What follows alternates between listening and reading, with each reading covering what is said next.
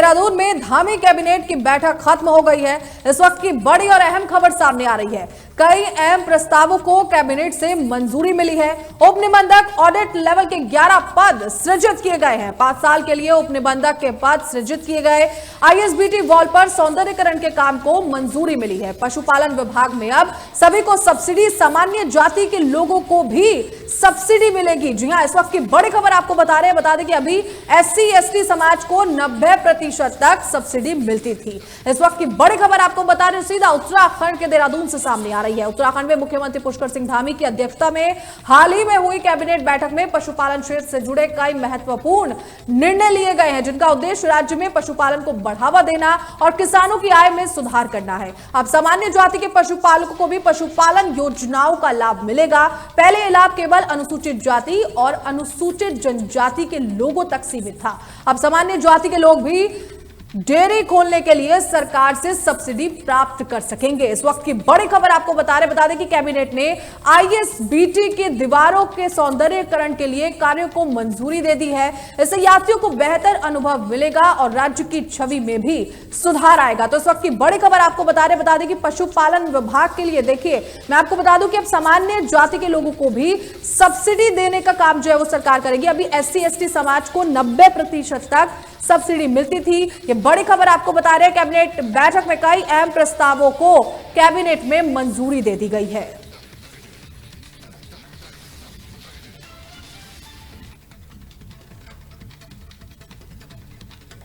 चलिए अब रुक करते हैं सुपरफास्ट खबरों का। इजराइल और ईरान के बीच छठे दिन भी भीषण मिसाइल हमले जारी रहे। दोनों देश एक दूसरे पर लगातार हमले कर रहे हैं। वॉशिंगटन पोस्ट की एक रिपोर्ट में इजराइल की चिंता बढ़ गई, ऐसी खबर सामने आई। ईरानी बैलिस्टिक मिसाइलों की बौछार को रोकने में इजराइल एयर डिफेंस सिस्टम जूझ रहा है। अब सवाल ये उठ रहा है कि दोनों पक्ष कितने दिन तक ये जंग जारी रख सकते हैं। रिपोर्ट के मुताबिक इजराइल के पास एयर डिफेंस मिसाइलें तेजी से खत्म हो रही हैं और केवल 10-12 दिन की आपूर्ति बची है। यह स्थिति युद्ध की अवधि को प्रभावित कर सकती है।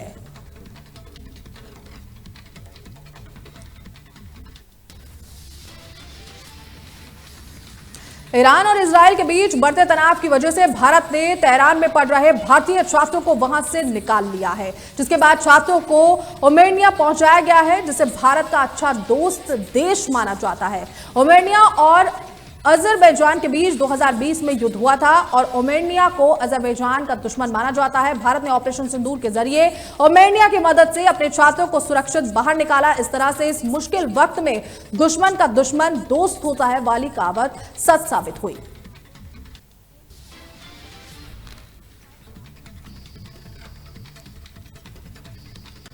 यूपी के हरदोई जिले के भरावन थाना क्षेत्र में 16 जून 2025 को भारतीय किसान यूनियन भानु ने अटोली जंगली शिव मंदिर में किसान पंचायत का आयोजन किया, जहां जिला अध्यक्ष जितेंद्र सिंह, जिला प्रभारी राजकमल सिंह, तहसील अध्यक्ष प्रमोद कुमार कश्यप सहित कई पदाधिकारी मौजूद रहे। जिसके बाद आयोजक प्रवीण सिंह टीकाराम यादव ने किसानों की समस्याओं के लिए उप जिलाधिकारी को ज्ञापन सौंपा।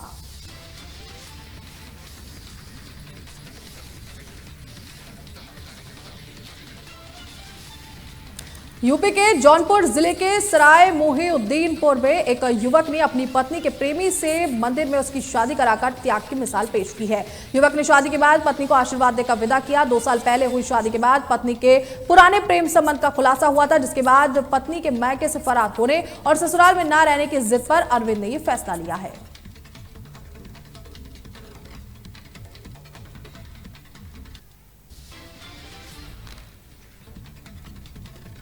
यूपी के बदायूं के वजीरगंज थाना क्षेत्र में पुलिस और बदमाशों की मुठभेड़ में 4 बदमाश गिरफ्तार हुए, जहां पुलिस ने 2 बदमाशों को गोली मारकर घायल कर दिया।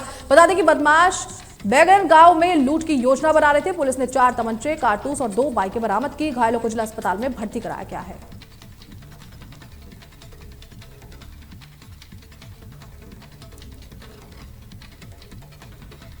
यूपी के बदायूं जिले में छात्र को गोली मारकर हत्या के 48 घंटे बाद भी आरोपी की गिरफ्तारी न होने पर लोगों ने प्रदर्शन किया। दातागंज चुंगी से इंदिरा चौक तक कैंडल मार्च निकाला गया और आरोपी को फांसी हो इसकी मांग की गई। साथ ही पुलिस के खिलाफ भी नारेबाजी की गई। अभी तक थाना प्रभारी पर कोई कार्रवाई नहीं की गई है।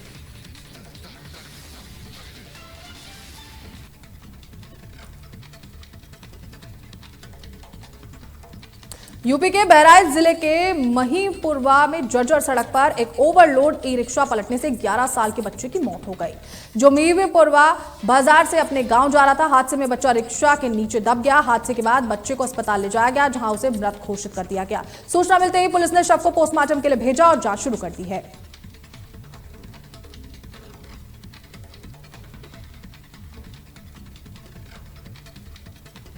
हरिद्वार के गोविंदपुरी गंगनहर घाट पर सहारनपुर के एक युवक की गहरे पानी में डूबने से मौत हो गई। हादसा उसके दोस्त द्वारा बनाए जा रहे वीडियो में कैद हो गया। वहीं सर्च ऑपरेशन के बाद युवक का शव मिला, जिसके बाद परिजनों को इस घटना की सूचना दी गई।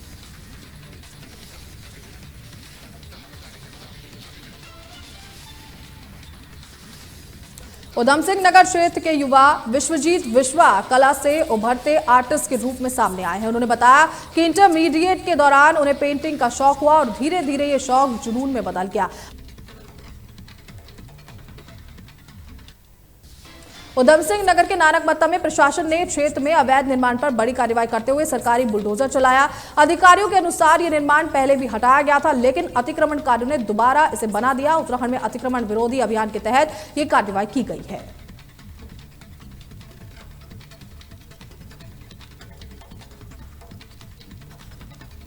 सुपरफास्ट खबरों में फिलहाल इतना ही। खबरों को देखने के लिए बने रहे तहलका डिजिटल के साथ। नमस्कार।